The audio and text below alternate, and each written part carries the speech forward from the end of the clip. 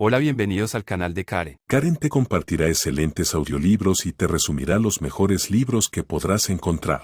Reivindicar nuestro derecho a sentir. Esos mitos culturales, históricos y religiosos nos inducen a creer que las emociones son síntomas de una debilidad de carácter, anormalidades que pueden ignorarse, superarse o desencadenarse. Hay no obstante algo más profundo en nuestro interior. Cada persona tiene una herencia que es más antigua, más grande y mucho más poderosa que el legado que recibimos de la familia y la cultura y la sociedad. Las emociones son expresiones inmutables de nuestra biología, son tan naturales y esenciales para la vida humana como el sistema inmunológico de nuestro organismo. Lejos de ser irracionales, tienen una razón de ser. Si hay emociones, es que hay algo que nos importa. Las emociones son vehículos esenciales mediante los cuales el cuerpo y la mente unidas envían señales acerca de nuestras necesidades. Experimentamos emocionales placenteras cuando suplimos nuestras necesidades emocionales desagradables cuando no conseguimos satisfacerlas.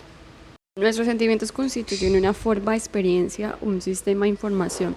Una emoción es más que problemática que el detector humano de nuestra casa. Cuando salta la alarma, entendemos la señal de que nos vamos a buscar el origen del humor. Del mismo modo, podemos aprender a experimentar y a entender nuestras emociones como señales vitales de alarma, retroalimentación que nos indican esas señales. En lugar, tomámoslas como imperativos para la acción, podemos verlas simplemente como una fuente de información. Naturalmente, la memoria, el pensamiento y el condicionamiento social, al atraparnos en bucles de retroalimentación, puede complicar la manera en que experimentamos nuestras emociones. A veces hay juego, a veces no, pero no tiramos el detector humo a la basura solo porque haya que cambiar las pilas. Podemos aprender a escuchar la sabiduría de la emoción. Desde esa perspectiva es válido.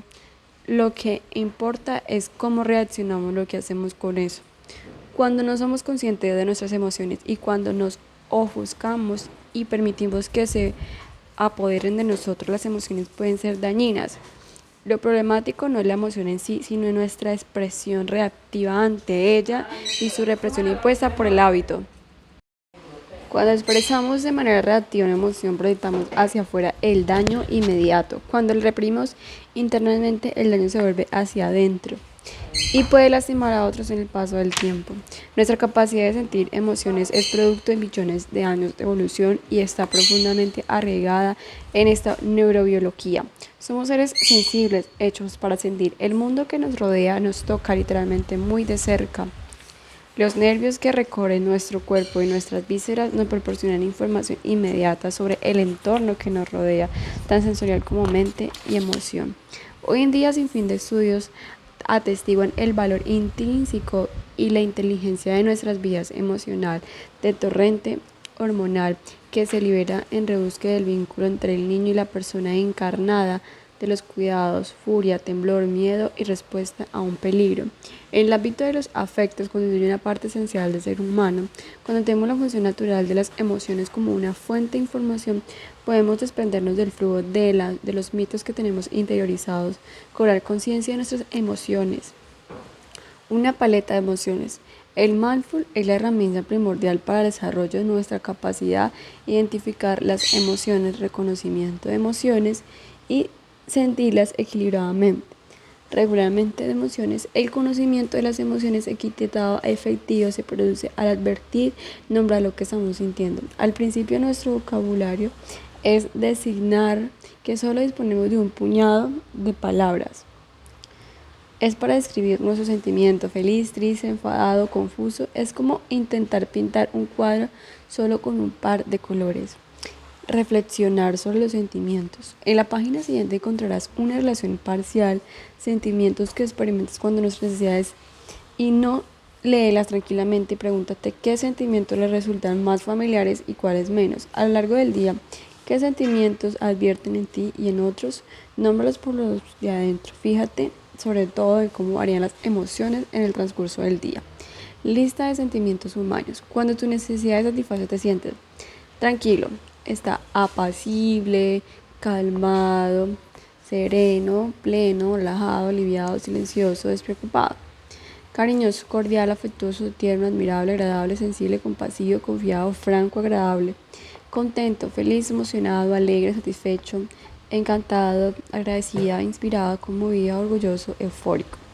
Juguetón, enérgico, vivo, vivaz, efusivo, liso, optimista, interesado, alerta, asombrado, curioso, fascinado, sorprendido. Necesidades no satisfechas. Entonces al enfado, impaciente, irritado, frustrado, malhumorado, alterado, asqueado, resentido, amargado, rencoroso, furioso, enfadado, hostil, rabioso. Triste, solo, dolido, infeliz, melancólico, agobiante, distante, desanimado, abatido, despedido, deprimido, tristón, desgraciado. Asustado, temeroso, nervioso, ansioso, preocupado, inseguro, sensible, ansioso, celoso, perdido. Cansado, agotado, fatigado, harto, sobrepasado, nervioso, soñoliento, aburrido, apagado, apático, confuso, apático, avergonzado, inquieto, desconfiado, nervioso, escéptico. Esos límites no son frecuentes solo por conceptuales, también son sensoriales y se da la capacidad para percibir los matices de nuestra vida emocional pueden estar atenuando, incluso atrofiadas si pasamos años enfocados en nuestras emociones o esquivándolas. Podemos acallar por completo, ¿sí? O sea, si pasamos pueden atenuar o incluso atrofiar. Pero entiende el remedio, para empezar solo hay que cobrar conciencia de nuestra experiencia tal y como es allí donde estemos. Cada persona tiene una relación distinta con las emociones. Es frecuente que no sepamos cómo nos sentimos, incluso que en ocasiones nos sintamos agotados. Otras veces en cambio sentimos las cosas como enorme identidad. No hay una manera correcta de sentir. Nuestro objetivo es desarrollar la capacidad de identificar qué sentimos en un momento, despejando los canales mentales y sensoriales para recibir la retroalimentación de nuestro entorno y nuestra relación personal. Nombrar las emociones es fundamentalmente esencial, la comunicación consciente y el primer paso para el reconocimiento de las emociones. Podemos afinar esta capacidad sintiendo las emociones físicamente. ¿Alguna vez te has parado a analizar directamente una emoción, que es una efusión de energía que se atraviesa un huracán? Si prestas atención, descubrirás que todas las emociones son interrelacionales, dinámicas entre cuerpo, mente y corazón, una confusión sensorial alimentada por pigmentos de significados. Palabras como tristeza, alegría, hace referencia a un rico universo de experiencias. Las sensaciones son un componente esencial de las emociones. La tristeza puede ir acompañada de una sensación de opresión en el pecho, constricción en la garganta, pesadez en los párpados. La alegría, en cambio, produce sensaciones expansivas de espacio. Las emociones tienen además manifestaciones físicas visibles. La tristeza nos hace bajar la cabeza y los hombros. La ira, apretar los dientes y cerrar los puños. La agresividad, levantar la barbilla. Esto también funciona al revés, adoptar la postura corporal característica de una química neuronal asociada a esta emoción. Forzar los músculos faciales para sonreír puede levantarnos el ánimo y erguirnos en nuestra estatura. Puede producirnos un sentimiento de fortaleza y de plomo. Cuanto más conscientes somos de la experiencia somática de nuestras emociones, más alerta estamos o más fácil nos resulta identificar qué es lo que sentimos. Con el paso del tiempo, gracias a la atención consciente, ejercicios con paciencia, nuestra paleta de emociones amplia. Pasamos de 4 colores, 10, luego a 20 y finalmente un rico abanico de tonalidades. Al igual que un pintor se sirve de distintos tonos de azul, violeta, gris para plasmar el cielo, podemos aprender a identificar y percibir toda la gama de nuestras emociones. El hecho de que nuestra paleta de emociones amplíe no significa, sin embargo, que sepamos pintar. Podemos ser conscientes de lo que sentimos y aún así sentirnos dominados o asfixiados por nuestras emociones. Esa intensidad emocional puede ofuscar nuestra atención y desencadenarnos por completo. El siguiente paso para ejercitar la agilidad emocional es aprender a gestionar las emociones, es decir, experimentarlas de manera no reactiva. A eso se le llama a veces regulación emocional y tiene que ver con el equilibrio interno que con el control. Volviendo a la analogía anterior, si el reconocimiento de emociones amplía nuestra paleta de colores, La regulación de las emociones nos enseña a sostener el pincel adecuadamente. Cada emoción tiene una tonalidad, un suerte, sabor primogenio, agradable o desagradable o neutral. Ese matiz subyace, agradable o desagradable, es con frecuencia lo que nos impulsa a actuar. Es lo que ansiamos, lo que tratamos de evitar o lo que nos resistimos. Las emociones pueden tener también un componente enérgico, una experiencia sensorial que se extiende por todo el cuerpo. La ira suele ir acompañada de una sensación de urgencia. El efecto, una sensación sedante, calmante. El entusiasmo, la alegría puede producir una especie de burbujeo, la ansiedad de fragilidad y crispación. La tonalidad y la energía de las emociones tienden a tirar a nosotros un sentido a otro, empujarnos de acá para allá. Lo que dispara nuestra reactividad es la incapacidad para tolerar la intensidad de una tonalidad desagradable. Podemos servirnos del mindfulness para cobrar conciencia de ese aspecto de nuestros sentimientos y fijar en nuestra atención en lugar de dejarnos arrastrar por los pensamientos y el discurso que lo alimenta. En lugar de cerrarnos a nosotros en nuestras emociones, distanciarnos de ella, la regulación de las emociones nos invita a sentirlas plenamente, desarrollando paciencia, fortaleza y espacio para permitir que otras oleadas de energía y tonalidad se emburguen sin arrollarnos. Nuestras emociones suelen llevar a paraplajo, aunque podemos sentir alegría o tristeza sin ningún motivo aparente. Lo más frecuente es que estemos respondiendo a algo concreto que ha sucedido en nuestro entorno interno o externamente. Esta dimensión de las emociones formadas por los pensamientos, los discursos y las connotaciones asociadas a ella es la más compleja. La interrelación entre nuestros pensamientos y nuestras emociones es un terreno fascinante de explorar.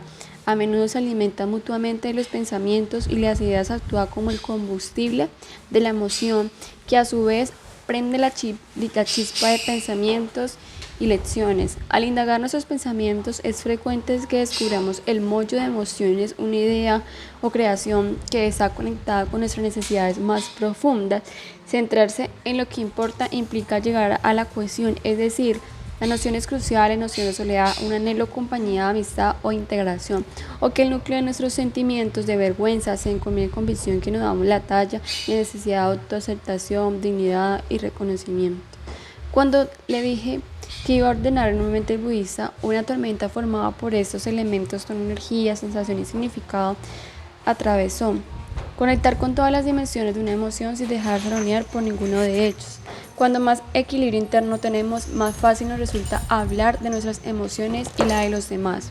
Principio: tener conciencia de nuestras emociones fomenta nuestra capacidad de elegir conscientemente cómo participar en una conversación. Ejercicio: reserva un rato para practicar el mindfulness, analizar minuciosamente la diferencia de elementos de una emoción. Empieza por aclarar la atención en tu cuerpo. Respira conscientemente. Deja que ese sentimiento aclare tu mente. Utiliza los pasos: emoción, nombre de la emoción, ubicación, dónde siente, la cara, el pecho, la espalda, sensación que siente, dolor, pesadez, tonalidad, cuál es, desinfraliado la atención, significado, algún pensamiento nocivo o significado asociado a la emoción. Si pudiera reunirlo en una sola palabra, ¿cuál sería? Necesidad: ¿a qué necesidad estás conectada a esa emoción? ¿Qué importante es el contexto? Nombrar nuestras emociones e identificar los elementos que la componen pueden ayudarnos a autorregularnos. Utilizar el mindfulness para identificar lo que está pasando nos brinda perspectiva. Tan pronto como nombramos una cosa, dejamos de identificar por completo con ella. Nos relacionamos con ella y el espacio que genera esa perspectiva, la emoción puede empezar a descartarse. A veces las emociones son tan potentes que no conseguimos identificar ninguno de sus componentes y menos controlarlos. Una oleada de intensidad inunda nuestra mente y nuestro cuerpo. Esto puede suceder con emociones gratas tales como la euforia, pero también con emociones desagradables como el cólera y la repulsión. Podemos servirnos en mindfulness de la respiración para tener la intensidad de las emociones fuertes, apreciar plenamente las que nos producen agrado y equilibrio, las desagradables e iguales que utilizamos un punto de referencia corporal para aclarar nuestra atención y mantenernos presente. Podemos emplear la respiración o el cuerpo para centrar nuestra conciencia en medio del tobillo de las emociones fuertes. Ejercicio: la próxima vez que sientas brotar en ti una emoción fuerte, Trata de utilizar la respiración para calmar y aquietar tu mente y tu cuerpo. Respira hondo, lentamente, siente como el aire llena tu pecho y abdomen. Frunce poco los labios liberando el aliento. Fíjate en la sensación corporal, especialmente en lo que haces con calma. Todas las emociones reclaman nuestra atención, quiere que le hagamos caso, que la sintamos y que la liberemos. Al observar nuestras emociones sintiéndolas plenamente, empezamos a cobrar conciencia de una verdadera esencia, que son pasajeras. Aunque nos envíen señales revelantes, son como borroscas que vienen y van. La raíz latina de la palabra emoción significa literalmente mudar. Cuando nos permitimos sentirlas conscientemente, nuestras emociones podemos cumplir su función, que es la de ayudar a cuidarnos, poner al relieve nuestras alternativas sobre cómo reaccionar ante las cosas y luego siguen su camino. Escapar el juego de la culpa y la responsabilidad radical. Al aumentar el equilibrio interno y la estabilidad de las emociones, aumenta también nuestra capacidad de relacionarnos con nuestro entorno. Es una paleta de colores y un buen manejo de pincel, ya que podemos empezar a pintar. La última fase de la agilidad emocional consiste en desarrollar la capacidad de escuchar las emociones y expresarlas sin culpa. Es cuestión tanto de lo que pensamos como lo que decimos. Uno de los mitos más extendidos y arriesgados sobre las emociones es que no son culpa de otros. Los medios de comunicación y la industria del entretenimiento apuntan a diario a esa noción. Estoy enfadado porque aquí entra en juego nuestro adiestramiento comunicativo e inconsciente que nos enfada en lo toallo de la culpabilización. Yo te lanzo la pelota de la culpa y tú me la devuelves, y en ese juego ambos nos convertimos en atacantes y defensores. La idea y las palabras tienen el poder de moldear nuestra experiencia. Para aceptar la responsabilidad de nuestros sentimientos y librarnos del impulso de buscar culpables, es necesario prestar atención a los mecanismos mentales de la percepción que genera y refuerzan esos impulsos. El diagrama que se muestra abajo ilustra la lógica que se oculta tras una dinámica. Me saca de quicio que llegue, cuando una persona llega tarde. ¿De veras que hay una relación directa, causa y efecto entre sus actos y sus emociones? Situación, emoción, el juego de la culpa. Otro día que se ha reaccionado de otro modo podría sentir pena, preocupación e incluso, si habrías tenido un día muy ajetreado, alivio por disponer unos minutos para estar al aire. Nuestros sentimientos nunca los causa directamente otras personas o sus actos. Existe relación, pero es siempre indirecta. El acontecimiento externo del estímulo de nuestros sentimientos, una condición necesaria pero insuficiente que se da a nuestra respuesta emocional. La causa más directa radica en nuestros sentimientos, es cómo relacionamos con esos acontecimientos. Nuestras necesidades, nuestros valores representan por el número B del diagrama. Esto incluye el contexto y las circunstancias de ese día, nuestro condicionamiento cultural, personas histórico, social, nuestra expectativa, como la historia que nos contamos, las implicaciones que extraemos de las situaciones, todos esos factores que están ligados a nuestras necesidades, acontecimiento, emoción, los sentimientos dependen de las necesidades. El juego de la culpa trata de hacer responsable al otro de nuestras reacciones emocionales. Enmarcándonos en una discusión, ¿puede alguien obligar a sentir algo? ¿Cómo puedes ser tú responsable de mi reacción? Y al contrario, ¿cómo puedo ser yo responsable de tu reacción? Cada uno es responsable de sus acciones y reacciones. Recuerda que los sentimientos, independientemente de las necesidades de aceptar la responsabilidad de mis reacciones, implica entrar la mente para rastrear cada vez que dirija mi atención hacia afuera para culpabilizar a otro. Puedo hacer una pausa y preguntarme si esa persona es la única responsable de mi reacción, qué significado estoy atribuyendo a la situación, qué es lo que necesito y de qué forma estoy condicionando mi experiencia, mis circunstancias vitales o mi posición social. Cuando renunciamos al juego de la culpa y aceptamos la responsabilidad radical de nuestros sentimientos, abrimos canales necesarios para liberarnos. Si no tú eres el causante de mis emociones, tiene poder sobre mí, yo me encuentro en la indefección. Cuando entendemos los sentimientos en función de las necesidades y no como resultado directo de las acciones de otra persona, estamos recuperando nuestra autonomía y nuestra capacidad de acción. Así es como los seres humanos que se enfrentan al maltrato brutal o a la tortura o a otros horrores pueden sentir compasión en lugar de odio hacia sus opresores. Nuestra vida emocional pasa a ser una extensión de nuestros valores propios y un parámetro de nuestras necesidades en vez de la lastre de una debilidad que podemos ocultar. La gramática de la libertad. ¿Alguna vez has probado arrancar la hierba del silvestre para plantar un jardín? Si lo has hecho, seguro que entenderás por qué dice el refrán que mala hierba nunca muere. El hábito de culpabilizar a otras personas de nuestros sentimientos es igual de tenaz. Es una forma de ver el mundo profundamente arraigado en nuestra mente. Hay varias señales que indican sin lugar a duda que estás jugando al juego de la culpa, una forma muy clara de interrumpir la partida. En primer lugar, presta atención en cómo el lenguaje construye el discurso. Fíjate en paralelismo de los sujetos. Mis sentimientos están ligados a mi necesidad, mis sentimientos a la suya. Practica repitiendo esta fórmula una y otra vez hasta integrarla, convertirla en tu manera habitual de pensar en las emociones. De esta forma estarías sofocando el conocimiento del juego de la culpa y facilitándote a expresarte, a escuchar a los demás. Otra manifestación del juego de la culpa es nuestro lenguaje a disfrazar las ideas que sentimos. Siento como que no, siento todo esto es ridículo, siento que no me estás escuchando. El verbo sentir, así empleado, expresa una idea, un sentimiento frecuentemente de reproche, una crítica, una suposición. De igual forma, otra construcción del verbo sentir seguido de un pronombre o nombre previo contribuye.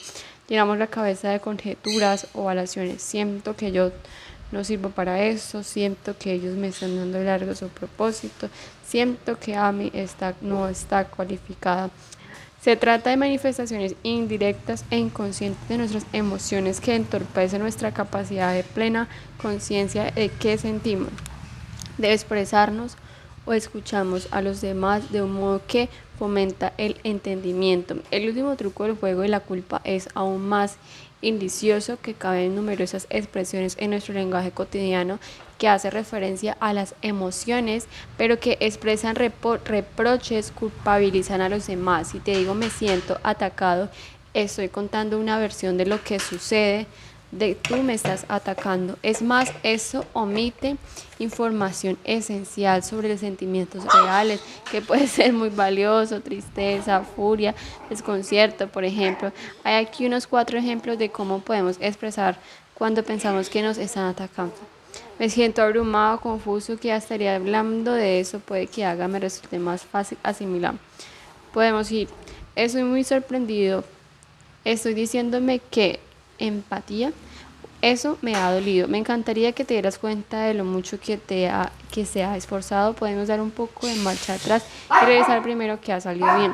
Cada uno de esos enunciados expresa nuestra necesidad de marcar, aportando contexto, autenticidad. Termina con una petición que hablaremos en el capítulo 11. Ejercicio: reparación de los sentimientos falsos. Hay toda una serie de palabras que denotan sentimientos falsos, es decir, que hacen referencia a una emoción de culpabilización del otro. De la lista siguiente que podrás utilizar las expresiones que siente, lo que se emplea. Palabras que denotan sentimientos falsos: abandonado, maltratado, atacado, traicionado, engañado, manipulado, decepcionado, humillado, menospreciado, pisoteado, rechazado, ofendido, descuidado, invisibilizado, desvalido, utilizado. Traducir sentimientos. ¿Cómo me siento? A lo largo del día presta atención a cómo piensas, hablas sobre tus emociones. Fíjate en cualquier indicio que estás incurriendo en el juego de la culpa, porque tú, siento que, como si, y palabras que denotan sentimientos falsos. Y ojo, también la tendencia de culpabilizar por culpabilizar a los demás.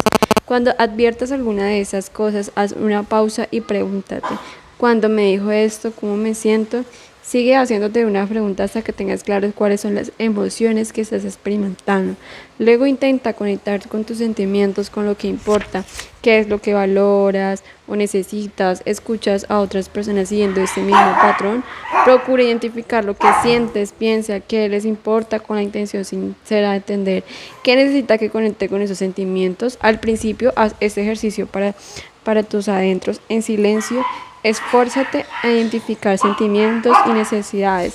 Si descubre que no consigues desprenderte de percepciones o culpabilizarlos, recuerda que son solo un vehículo más de información, una manera aprendida de cobrar conciencia de nuestras necesidades. Trata tu atención a las emociones que alimenta bajo la palabra sentimientos. Atiende las necesidades de los que conectan. ¿Qué es lo que te importa?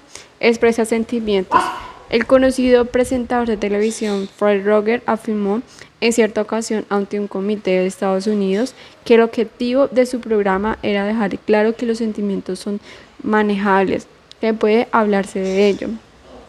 Ese planteamiento es el punto de partida para poder mantener una conversación fructífera y eficaz sobre las cosas que importan, incluidas nuestras emociones. Cuando hemos entrenado nuestra mente con ese fin, disponemos de una herramienta muy poderosa para traducir la culpabilidad y los reproches en sentimientos y necesidades afectivas. Bajo el "eres muy frío" se escucha en angustiado en lo del afecto. En la expresión "no seas tan susceptible" y quizás la flexibilidad y comprensión, aprendemos a sentir empatía por los demás a margen de cómo se expresan y a hacerles partícipe de nuestros sentimientos abiertamente, de tal modo que les resulte más fácil entendernos. Compartir así nuestros sentimientos y necesidades puede ser muy eficaz. Hace poco la madre de mi amiga Sara murió de repente en el hospital. A falta de un diagnóstico claro, su familia tomó la difícil decisión de autorizar que le hiciera la autopsia. Mientras se encargaban de los trámites, Sara pasó un mal rato hablando por teléfono con el encargado de la funeraria, que se burló de las opciones que había elegido y le escamoteó información importante sobre la planificación del sepelio. Molesta por su falta de empatía, pidió verle en persona y le habló con franqueza y sinceridad sin hacerle reproches. Me preocupa la conversación que tuvimos ayer, le dijo. Mi familia la está pasando muy mal, fue el fallecimiento y es muy importante para nosotros tener lo más claro posible cómo va a ser todo. Le explicó que la decisión de autorizar la autopsia había sido muy angustiosa por ellos. Por todos esos motivos se sintió decepcionada y enfadada de cómo respondía a nuestras preguntas. Que respetar los deseos de sus familias e interactuar con ella de manera más compasiva. Al acabar la conversación, su tono claro y mesurado y su sinceridad surtieron efecto. El director de la funeraria se disculpó y le dijo que la comprendía y que procuraría ser más empático en el futuro. Principio: cuanto más nos responsabilizamos de nuestros sentimientos, conectándolos con nuestras necesidades propias, no solo con los actos de los demás, más fácil les resulta a los demás escucharnos. Cuanto más escuchamos los sentimientos de los demás como un reflejo de sus necesidades, más fácil nos es entenderlo como nos sentimos y no hacen reproches sin el impulso de la razón o sentirnos responsables de sus emociones. Hablar de emociones. Como las necesidades pueden hacer que nos sintamos vulnerables, es importante elegir con prudencia cuándo y dónde, cómo hablamos de nuestros sentimientos. Eso varía enormemente dependiendo del contexto y la cultura. Suele haber espacio para hablar de emociones en el contexto de nuestra vida personal, nuestras amistades, en el ámbito laboral. Sin embargo, cuando hay un sentimiento en juego, es importante encontrar la manera de manifestarla e incluirla en la conversación independientemente del contexto. De lo contrario, puede empezar a apoderarse sobre determinada situación. Cuando las circunstancias no propician que hable abiertamente, podemos incluir la conversación mostrando la ira. El reflejo de una emoción menos intensa resalta importancia con expresión del tipo poco, una especie de, por ejemplo, estás enfadada porque quería que hubiera menos complicaciones. Puede convertirse en me da la impresión de que estés un poco molesta porque querías que hubiera menos complicaciones. Ejercicio: escuchar y expresar emociones. Puede hacer una explícita de las emociones en situaciones poco comprometidas. Mientras escuchas, refleja de una manera natural y auténtica de emociones que oiga. Puedes contemplar un simple menos mal que te parece eso, o le hace una conjetura de empatía del tipo: cuando sea posible, conecta las emociones que sientes con necesidades para tratar de descubrir qué es lo que importa de veras. Cuando sientes emociones, ancla la conciencia de tu cuerpo, date tiempo de percibir qué está ocurriendo, prueba de compartir tus sentimientos, que es lo que importa, con sinceridad, sin culpabilizar a nadie, vinculando lo que está y lo que no quieres. Ser consciente de nuestros sentimientos y nuestras necesidades permite elegir con mayor libertad cómo queremos reaccionar ante la vida. Cuando nuestras necesidades se van satisfechas, podemos parecer en el instante celebrarlo o expresar gratitud. Cuando no, podemos hacer saber a los demás que sus palabras o acciones nos han afectado y vinculando lo que sentimos a nuestras necesidades propias. Cuando los demás expresan alabanzas o enfados, podemos sintonizar con los sentimientos y necesidades que ellos sienten. En algunas circunstancias, quizás los principios es tomar conciencia de nuestras emociones, fomentar nuestra capacidad de elegir conscientemente cómo participamos en una conversación. Cuanto más nos responsabilicemos de nuestros sentimientos, conectándolos con nuestras necesidades propias y con los actos de los demás, más fácil nos resulta a los demás escucharnos. Cuanto más escuchamos los sentimientos de los demás como un reflejo de sus necesidades, más fácil nos resulta entenderlos sin sensación de que nos hacen reproches sin el impulso de la razón o sentimos responsables de sus emociones. El punto clave es que tendemos a relacionarnos con nuestras emociones reprimiéndolas o dejándonos enredar en marañas. Y sin embargo, las emociones son una parte natural del ser humano que nos brinda información importante sobre sus necesidades. El mindfulness es la principal herramienta para desarrollar nuestra capacidad de identificar emociones, reconocimiento de emociones, advertir o nombrar lo que estamos sintiendo, sentir emociones equilibradamente, regulación de emociones, escuchar y expresar emociones sin culpabilizar a nadie. Para asumir la responsabilidad de nuestros sentimientos y evitar recurrir a la culpabilización del otro, es necesario prestar atención a los mecanismos mentales de percepción que generan y refuerzan el juego de la culpa. Sabemos que estamos incurriendo a esto cuando construimos un discurso culpabilizando, situando lo que causan nuestras emociones fuera de nosotros, vinculamos directamente nuestros sentimientos con las acciones de otras personas, hacemos pasar ideas por sentimientos, utilizamos expresiones que denotan falsos sentimientos, es decir, términos que hacen referencia a emociones que expresan reproche y atribuyen intensidad de otra persona. Pregunta y respuesta. ¿Qué pasa si noto ninguna emoción o no siento nada en el cuerpo? Es algo bastante común. Vivimos en una sociedad descorporizada, de modo que puede llevar algún tiempo sentir el propio cuerpo y experimentar emociones. Si en nuestra infancia se pasaron por alto nuestras emociones, es posible que hayamos aprendido a reprimirlas o a esquivarlas, o puede que nos hayamos cerrado por completo a ellas tras un hecho traumático.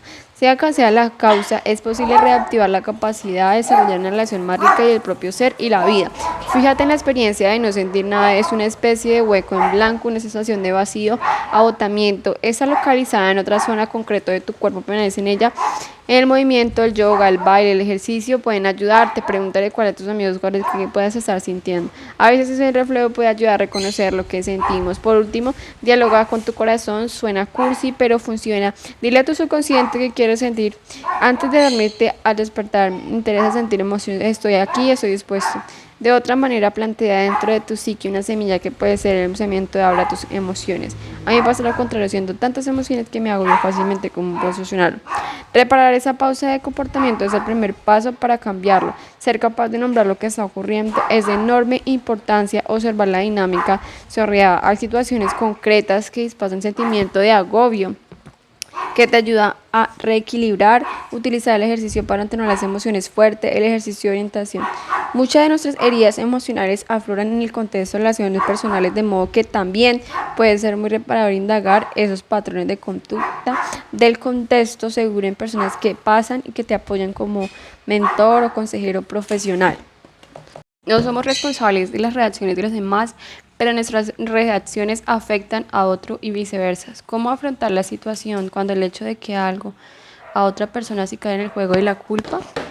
Es conveniente reconocer cuando ha hecho algo que no satisface la necesidad de otra persona y trata de restaurar el daño que eso haya podido causar. No es lo mismo disculparse sinceramente y recurrir al mecanismo de la culpabilización. Lo primero es reconocer el impacto de las acciones que expresa el arrepentimiento a mi pesar sincero. Lo segundo, interpreta mis acciones y caracteriza negativamente mi persona por haber actuado mal o haberme equivocado. ¿Y qué ocurre cuando me siento de veras traicionado? ¿Cuál es el papel de la ira en la connotación consciente? La ira es una emoción completamente natural, es una señal muy poderosa de que nuestras necesidades no se están satisfaciendo. Desde el punto de vista evolutivo nos protege cuando percibimos una amenaza de nuestro entorno. Sus efectos destructivos derivan en nuestra formación de manejarla, no de la propia ira. Cuando somos capaces de diferenciar el discurso de la culpa de nuestras necesidades, podemos experimentar de manera más constructiva. La manipulación y la traición indica las emociones están tamizadas para tu interpretación de las intenciones de la otra persona. Para reconocer la intensidad de tu experiencia sin empaparte en el juego de la culpa, tienen que verse esas palabras como información referida a tus sentimientos. Investiga lo que hay dentro de tu corazón cuando piensas que alguien te está manipulando, cómo te sientes por dentro, qué necesita. Cuando tengas claro, procura manifestar la intensidad de tus sentimientos sin recurrir a la recriminación. Expresa la crudeza de tus emociones y conéctalas con lo que importa. Si no encuentras otras palabras, si crees que la otra persona va a entenderte, puedes simular responsabilidad diciendo, por ejemplo, me estoy diciendo que a mí mismo que me estás traicionado. De forma se hace tu interpretación subjetiva a ti mismo tiempo y espacio para que el otro mindful su experiencia. Y si no tengo tiempo durante el día para sentir emociones, la práctica del mindful puede ser muy beneficioso en estos casos. Reserva tiempo para la práctica de la contemplación nos permite revisar nuestras vivencias cotidianas ordenadas al fin de cargo del residuo de nuestras reacciones emocionales. También afina nuestra percepción y ayuda a mejorar nuestra capacidad. Cuando más indagamos en las emociones conflictivas, en el confín de meditar, más fácil nos resulta sentir y procesar emociones fuertes. La práctica formal del mindfulness genera además un espacio interior que nos permite tolerar el malestar de las emociones desagradables sin reaccionar y por lo tanto responder en el momento con más interés y comprensión. Mejora la empatía y la resiliencia interior. Aprender a ponerse en el lugar del otro, ver más allá de otros ojos, de ahí es donde surge la paz. La empatía es una cualidad de carácter capaz de cambiar el mundo. El tipo de comunicación de la que trata este libro implica la habilidad de trasladarse la atención desde nuestra experiencia a la experiencia del otro. Esta flexibilidad que nos confiere enormes habilidades del diálogo es posible gracias al entendimiento de la empatía. En la meditación formal de la sensación rítmica de la respiración, inhalar y exhalar es un método muy fiable para mantener la conexión fija en el presente y desarrollar la atención plena, la concentración y la sabiduría. En la práctica de la comunicación, que a su manera una forma de entrenamiento inmediato, la conciencia de los sentimientos y las necesidades fomenta nuestra capacidad de mantenernos centrados en el presente, expresarnos con claridad y escuchar a los demás con empatía. En el tercer paso, mantener una conversación eficaz, a veces lo que es más importante es la empatía. Como hemos visto, la escucha empática es lo que nos permite escuchar con verdad mutuamente. Es un recurso muy poderoso para la curación y la resistencia. Constituye un aspecto tan indispensable en la comunicación que se quiere adoptar en distintas estrategias para afinar esa capacidad. Dar cabida al bien, gratitud, alegría y júbilo. Cuando pensamos en la empatía, solemos centrarnos en cómo gestionar el panal, el conflicto y el desacuerdo. Pero la empatía no solo sirve para gestionar las dificultades, también es una herramienta esencial para realizar todo lo bueno, profundizar la amistad, reforzar los vínculos y apreciar la belleza de la vida. La empatía es la capacidad de reconocimiento de nuestro corazón en nuestra orientación hacia la capacidad hacia lo que nos nutre y los alimenta. Nuestro corazón se regocija. Cuando le di a su familia noticia que iba a ordenar que iba a ser el monje budista ansiaba de empatizar. Esa virtud que en el budismo se denomina mudita, es decir, alegría, regocijo, realizan el bienestar, fomenta la resiliencia, dice el Dalai Lama dijo una vez, cuando cuentas la felicidad ajena como propia, tus posibilidades de ser feliz se multiplican por 6 millones. Esa habilidad para fomentar los aspectos saludables de nuestra existencia es un factor importante de la curación que a menudo se pasa por alto. Es posible que haga falta cierto valor para aflorar el ritmo al fin de disfrutar el logro, gozar de una necesidad satisfactoria y experimentar una sensación. En la práctica podemos ampliar nuestro uso de la empatía para disfrutar lo que es bueno, cultivar la gratitud por la felicidad, celebrar la alegría, la buena suerte o lo demás. Prueba a hacer los siguientes ejercicios en cualquier momento. Ejercicio de gratitud, alegría y júbilo. Tómate un rato para reflexionar sobre algo que te guste.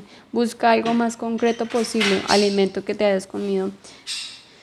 Deja que las circunstancias cobren vida.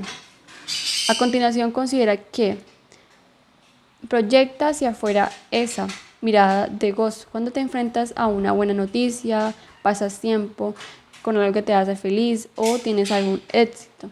Procura conectar con ese bienestar. Puedes regocijarte en ese bienestar. ¿Cómo te sentirías? Puedes escuchar la empatía para celebrar esa felicidad. Autoempatía, la fuerza de la ternura.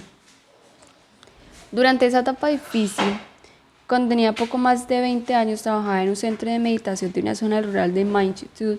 Sentía cada vez más. La práctica contemplativa había volcado la atención hacia adentro y empezaba a sentir atrapado. Así se preguntaba a sí mismo. Sin embargo, hay muy pocas las personas que encontraban la sintomatología que necesitaba para sentir el gusto de experimentar sentimientos. Cada fracaso a la hora de conectar con los demás reforzaba la tensión de aislamiento y aumentar el afán. El dolor puede bloquear la empatía. Cuando estamos atrapados en el atropellamiento, en la angustia, puede ser muy difícil abrirnos a la empatía. Es escuchar a los demás y disponer los recursos para gestionar nuestro propio sufrimiento. La comunicación se vuelve cada vez más ardua. En el tiempo, encontrar a una de las dos personas cuya empatía, por su forma de ofrecerla, es capaz de recibir lo que atenúa la intensidad en el cambio, siguiendo desarrollando durante los años siguientes. A veces la empatía es un bálsamo que necesitaban para curar, gracias al efecto y la intención. La autoempatía fomenta la resiliencia, la transformación que tenemos con nosotros mismos y con el pasado, de la dureza de la autocrítica. La autocompasión incluye gestionar el estrés, el dolor emocional, asimilar necesidades y calmar nuestro crítico interior.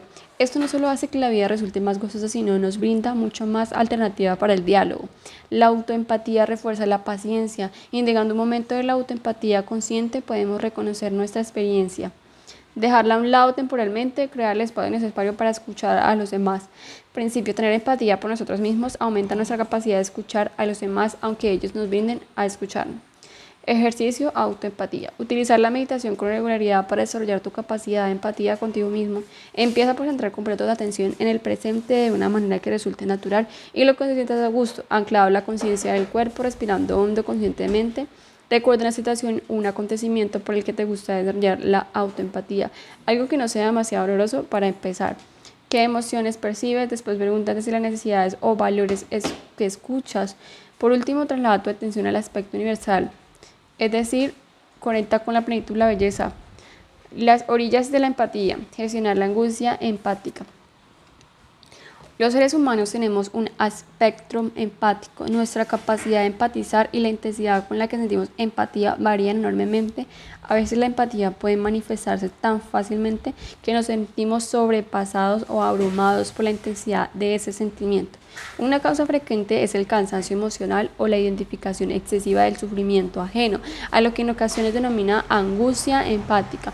La habilidad de empatizar debe implicar, por tanto, el aprenderse a gestionar la ansiedad y a tener en cuenta necesidades de distanciamiento. Si nos sentimos abrumados, perdemos la capacidad de relacionarnos eficazmente. Por pura supervivencia, quizás reaccionamos airadamente en su intento de gestionar nuestra propia angustia y nos replegemos por miedo a asumir por completo la experiencia.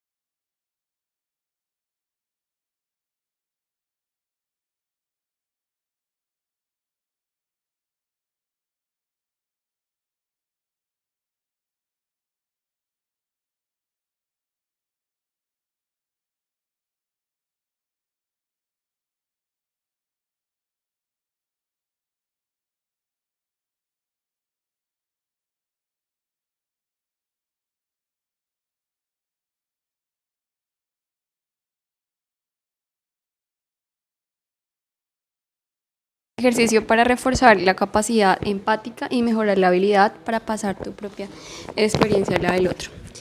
Mapa de empatía. Utilizar esa reflexión para indagar en desacuerdo o prepárate para una conversación. Empieza por situaciones sencillas y con una escasa casa emotiva avanzando poco a poco hacia otras más difíciles. Dibuja 4 cuadrantes en una hoja de papel con el diagrama de la página siguiente. Está indagar a tus sentimientos análogos en el recuadro superior. Entonces aparece, tú lo divides en 4. En el primero colocas mis sentimientos, mis necesidades, tus necesidades y tus necesidades. ¿Con qué necesidades conectan cada uno de los sentimientos? Tercero, fija tu atención en la otra persona, reflexiona sobre sus sentimientos, ensancha tu corazón y compra los lados del cuadrante. Afinar la empatía más allá de ti y de mí. En ese capítulo hemos expuesto varios métodos para avanzar el terreno de la empatía interpersonal, fabricarse en caudal íntimo de recursos mediante la alegría, la gratitud, la autoempatía, reforzar la empatía, delimitando sordidamente sus orillas y ensanchar nuestra capacidad de conectar con los demás. Cuando estamos en desacuerdo con ellos, la disposición de dejar que los demás nos afecten es el pilar fundamental de estas técnicas. La empatía cuestiona nuestra noción de separación, abrir mi corazón al gozo o al dolor del otro, presupone que estoy dispuesto a sentir y conmoverme.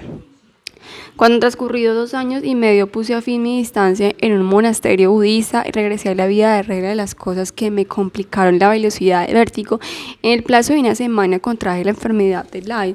Dejó el monasterio, tuve que ingresar a mi padre, digamos como tal, al hospital.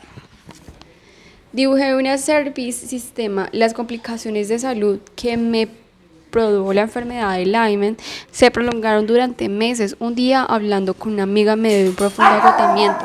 Me miró y me dijo: sencillamente siento muchísimo que te haya pasado esto. Fue un momento de empatía verdadera, de interés sincero y palpable. Mi amiga no estaba reflejando sentimientos y necesidades, ni haciendo una conjetura empática, ni comprobando si me había entendido bien.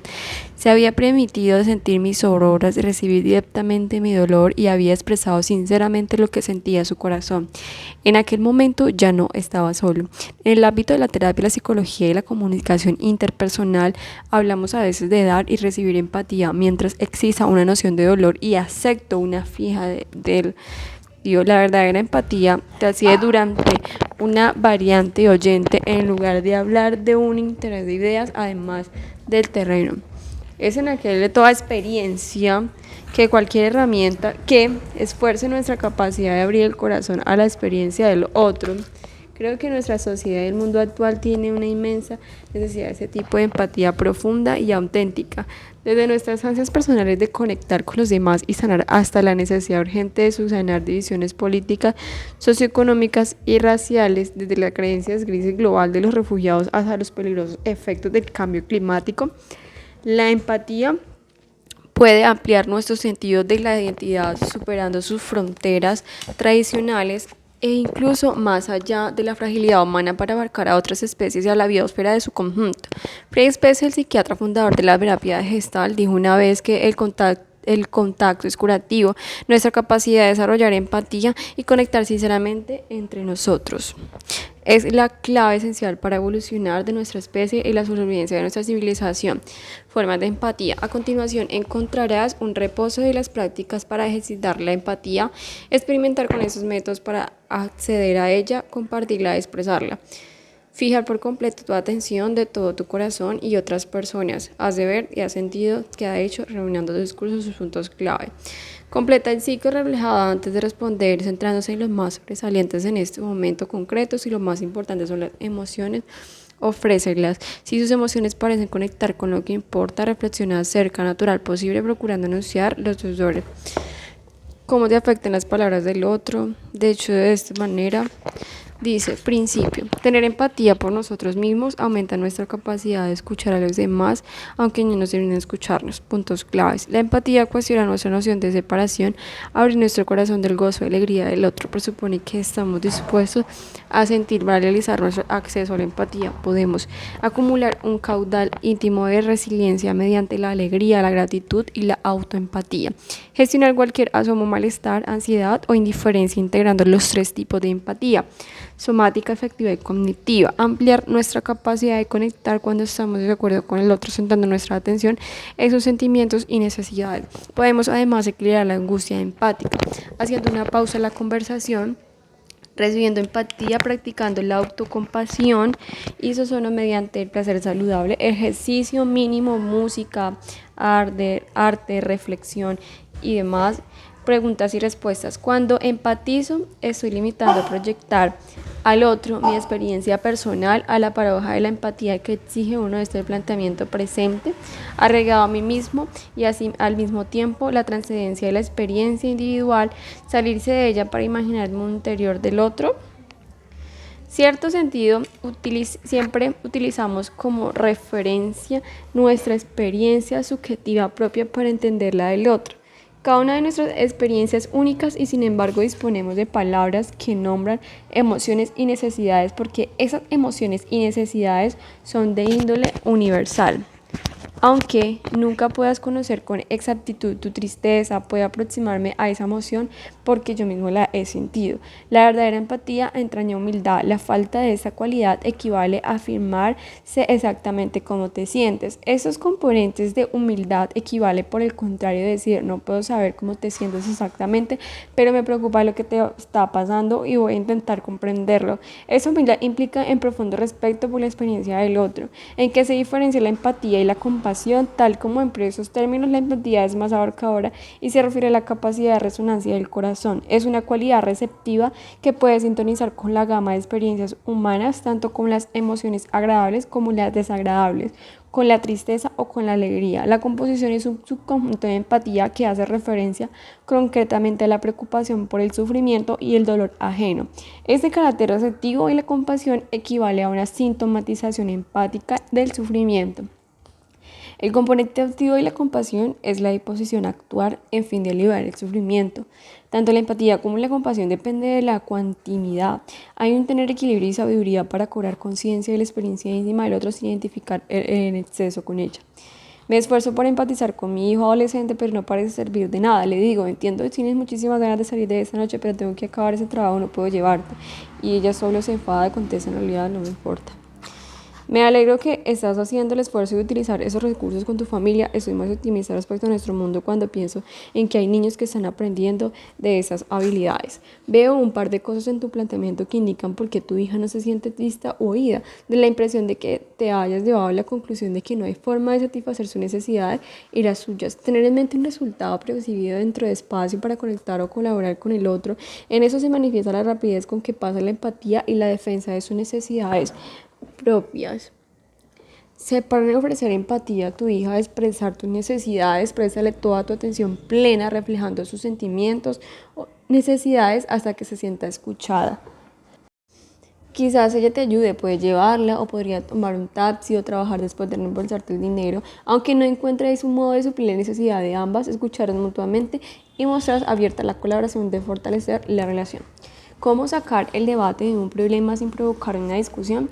La capacidad de observar sin evaluar es la forma más elevada de inteligencia humana. La capacidad de observar sin evaluar es la forma más elevada de inteligencia humana. Hasta ahora hemos hablado por externo del proceso de escuchar y cómo servir de la presencia y la intención para salir del encuentro de los demás y una mente abierta y equilibrada. Cómo identificar las emociones y cómo percibir las necesidades y desarrollar la empatía. Esas prácticas refuerzan nuestra capacidad de escuchar y que siente la base que se puede hablar. Cuando enseño comunicación consciente, suelo hablar de las herramientas para escuchar antes que las herramientas para hablar por varios motivos. En primer lugar, porque es el plano de escuchar donde una conversación suele atascarse. Cuando ninguna de las dos personas es capaz de escuchar en la conversación, los bebés adquieren el lenguaje oyendo fonemas, ritmos, sintaxis, lo de lengua materna. Al entrar la capacidad de escuchar, empezamos a aprender intuitivamente a articular nuestro discurso.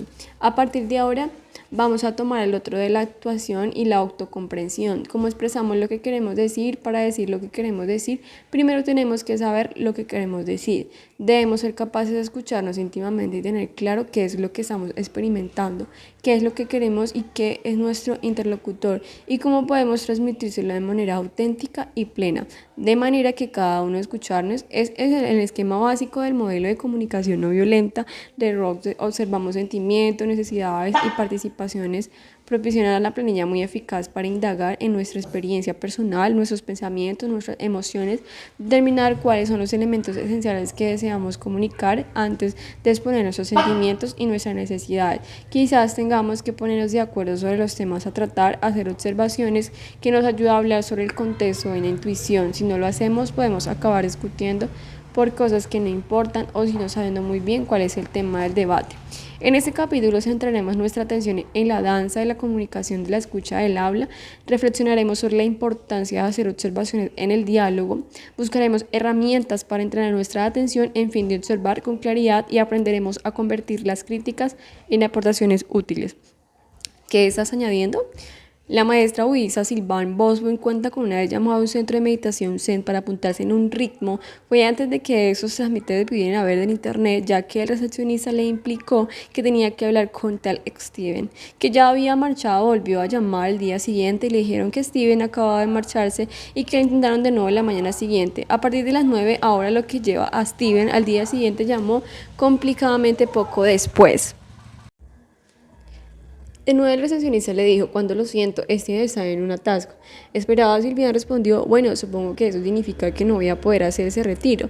El recepcionista contestó con cierta socorrín: no significa que Steven no ha llegado aún. Qué fácil es apresurarse a sacar conclusiones. Jod Condon habla de una conversación que tuvo con un alumno de retiro en meditación. El alumno notaba tensión en la mandíbula y empezó a bailar una historia explicándole a Joseph que era una persona muy ansiosa y que siempre estaba tenso y crispado. Joseph respondió: por lo visto, notas que tienes la mandíbula tensa. El alumno prosiguió diciendo: siempre he sido muy nervioso, seguramente por eso mis relaciones de pareja nunca duran. Soy tan ansioso que nunca tendré una relación duradera. Estaré siempre solo. Jock señaló: parece que estás experimentando una sensación de tensión en la mandíbula. Lo demás son razonamientos. La experiencia es una cosa, lo que nosotros añadimos otra. Saber distinguir entre esos dos elementos es fundamental para hablar de lo que sea que haya ocurrido de modo que propicie el entendimiento. Principio: enunciar con claridad lo que ha ocurrido sin juicios ni evaluaciones, facilitar que el otro nos escuche y que seamos capaces de encontrar una solución. ¿Alguna vez has intentado mantener una conversación y te has visto enzarzado en una discusión, incluido acabar la primera fase? Quizás hayas empezado diciendo: quería hablar contigo lo desordenada que está la cocina últimamente, y antes de que puedas añadir una palabra más, la otra persona empieza a defenderse o a acusarte de ser un exceso de limpieza. ¿Qué ha pasado?, te preguntas. Si de la partida marcamos el rumbo de la conversación con una intención subjetiva que la otra persona no comparte, es muy probable que haya conflicto. El fuego de la culpa se alimenta de interacción, también se alimenta de la interpretación. Es decir, tal vez haya padecido en carne propia esa situación, alguien que se te acerca y te lanza una inventiva visiblemente molesto. Tú, pillado por sorpresa, no entiendes qué está pasando y puede que te preguntes de qué está hablando. Sin observación solo podemos intentar adivinar por nuestra cuenta qué está ocurriendo. Las observaciones proporcionan un punto de referencia común, nos brinda el contexto para hablar de nuestros sentimientos y nuestras necesidades, de modo que la otra persona te resulte más fácil escucharnos sin necesidad de discutir. Una observación es un enunciado concreto, específico y neutral, y un acontecimiento a lo que vemos o oímos en nuestro entorno, desprovisto de evaluación e interpretación. Referirse a lo que ha pasado con claridad y de manera neutral facilita el entendimiento. Puede avanzarse mucho en el diálogo con solo presidir la interpretación, juicios y evaluaciones y forjar una comprensión común de los hechos. Ver con claridad. Mi buen amigo Uman sabe que su propia experiencia hace que se humille para la observación de la interpretación. Una tarde en Boston conoció a una joven atractiva mientras esperaba para cruzar un paso. Estuvieron en una conversación breve pero agradable e intercambiaron sus números de teléfono. Unos días después, Hanan llamó y le dejó un mensaje. Pasado un par de semanas, como no recibí respuesta, se decidió a llamarla otra vez. Siguió pasando el tiempo sin que la joven le devolviera la llamada. Jamás se detuvo de observaciones. Al conocer a aquella chica, había sentido que conectaba sinceramente. Había dejado un par de mensajes y ella no habría contestado. Era lo único que sabía. Durante los meses siguientes volvió a llamar un par de veces, dejándole mensajes breves y amistosos que contenían una invitación franca a conectar. Meses más tarde sonó su teléfono. Ella le dijo que estaba haciendo su residencia en un hospital y que tenía guardias continuamente, y que se alegraba mucho de que hubiera conseguido llamarla. Fuera a Montes de Jan, acabaron teniendo una relación amorosa que duró más de 3 años. Es natural interpretar nuestras experiencias y sacar conclusiones de ella. Forma parte de nuestro desenvolvimiento en el mundo. Nuestro cerebro evalúa continuamente decidiendo esa seguridad y peligro entre amigos y enemigos. Tener un discernimiento claro muy útil no lo es. En cambio, formarse juicios de manera reactiva, automática y respondiendo a patrones habituales. El problema surge cuando evaluamos inconscientemente, confundiendo nuestras interpretaciones con la realidad. Confundimos observaciones y evaluaciones que generan estrés íntimo y puede dar a otras con relacionales. Podemos interpretar como una expresión facial que significa determinada cosa y construir todo un discurso de antagonismo. El principio de lo que significa la mente es tan rápida, la observación del hecho y la interpretación es más fácil que olvidemos que se trata cosas distintas. La atención plena se define a menudo como una conciencia libre de distorsión o sesgo. La práctica del mindfulness ilumina el proceso de interpretar claramente la diferencia entre nuestra experiencia directa y el relato que construimos a torno a ella. Un contexto budista animal, el individuo mindful puede ayudarnos a desconstruir nuestras creencias e interpretaciones. Aplicando la atención cuidadosa podemos separar los acontecimientos, los hechos concretos que suceden en nuestro entorno y los razonamientos, las percepciones y la reactividad de lo que suponemos. Evidentemente, para hacer esta distinción quizás haya que calar muy hondo. Muchas de las creencias y los hábitos psicológicos que más dolor nos causan hunden sus raíces con nociones inconscientes e incuestionadas sobre quiénes somos, cómo nos ven los demás y qué puede ofrecernos la vida. La clave está en identificar lo que ha ocurrido de la manera que más correcta posible. Para determinar si algo es una observación, pregúntate eso que podría reflejar en el video. Una cámara graba movimientos y sonido. No puede grabar una actitud de frialdad. No puede mostrar que alguien haga algo siempre o no lo haga nunca. Una cámara de video graba a alguien ignorándome o graba a una persona que pasa delante a otra con la vista fija al frente. Otra clave para distinguir si algo o no es una observación es la probabilidad de que genere una actitud defensiva en nuestro interlocutor. Si lo que nos interesa es propiciar el entendimiento, debemos emplear el lenguaje que fomente la conexión. ¿Cómo podrías enunciar tal cual cosa fomenta neutral para que la otra persona preste atención al diálogo? ¿Cuántas veces debo que entrar y poner la tele? En menos probable que se desencadene una discusión que digo cuando me ignoras. La fórmula clásica es la CNB, que para entrenar la capacidad de observación cuando veo, oigo. Empiezo el enunciado a la primera persona, es decir, utilizar el mindfulness para discernir los hechos sin ningún filtro. Separar lo que sabe de manera faciente, suposición e interpretación para comprobar si sus conclusiones son válidas. Pregúntate, ¿eso podría reflejarse en un video? Evita palabras, expresiones que exageren o interpreten los hechos. Siempre, nunca, jamás, cada vez, casi nunca. Enuncia tu experiencia en primera persona. Cuando veo, oigo, noto en lugar de cuando dices, haces. Pregúntate si la otra persona podría asumir ese enunciado sin ponerse en la defensiva, si no se seguro de que casi sigue afirmando la observación. A continuación encontrarás varios ejemplos que ilustran la diferencia entre evaluación y observación. Los términos evaluativos están en cursiva. ¿Cuáles crees que tienen probabilidades de propiciar el entendimiento? Casi nunca llegas puntual, siempre llegas tarde, eres impresionante, cuando te pones desagradable conmigo, cuando te oigo decir que, cuando te oigo decir de igual, aparte en la mirada, cuando te veo esta presión en tu cara, cuando veo las cosas que has conseguido, y demás cosas. Tras hacer una observación debemos enlazar nuestras vivencias íntimas, es decir, con nuestros sentimientos, nuestras necesidades, para que el otro sepa cuál es nuestra postura de partida. Estos tres elementos de observación, sentimientos y necesidades conforman un mapa sencillo por el cual podemos guiarnos para decir lo que queremos decir, discernir íntimamente lo que está ocurriendo y hacer partícipe al otro de nuestra inquietud. ¿Qué ha pasado? ¿Cómo te sientes al respecto? Porque entre mandar la atención para identificar estos elementos obtenemos información muy útil y eficaz a la hora de enunciar nuestra experiencia. Ejercicio, ir a lo concreto. Digamos, piensa en una situación reciente que te haga cierta relevancia positiva o negativa. Plantea las siguientes preguntas. Observación, ¿qué ha pasado? Trata de concretar todo lo posible.